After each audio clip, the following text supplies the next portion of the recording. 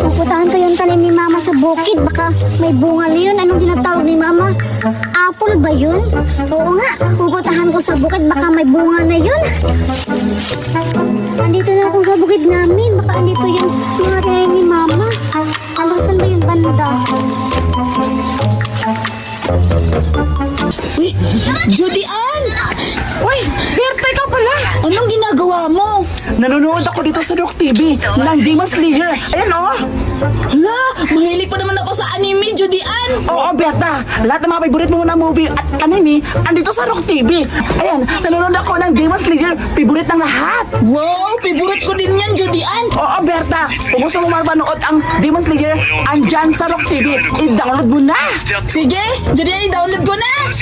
Ano to? Wow! Hala, andito na nga yung bunga apple! Hala, ang lalaki! Wow! Milan ba to lahat? Bibilangin ko nga, ang ganda-ganda! Hinog na! Ay, tama-tama! Sasabihin ko nila Mama na may apple na namumunga dito na tinanim sa bukid. 1, 2, 3, 4, 5, 6, Hala, wala namang iba dyan. Titingnan ko nga. Hala, 1, 2, 3, 4, 5. Ura, 5 apple! Tamang-tama! Hinog na! Ay, puntahan ko si Mama. Sasabihin ko sa kanya na mayroon ng apple dito na namumunga. Ang dami-dami! Wow! 5 apple! Marami to!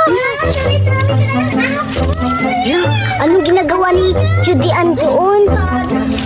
Hala, apple! Hala, may apple! Sabihin ko si Berta. Pupuntahan ko na si Berta kasi nakita ko si Judy Ann ako na bukid nila. Punta ko na si Berta. Ang dami-dami talaga. Masarap siguro to kasi may matang present ko pa nakita ng apple na numunga. Wow, grabe naman! Tsak talaga, marami to. Guys, wala namang bunga doon sa kabilang bukid namin na bayabas. Ngayon, saan kaya ako makakuha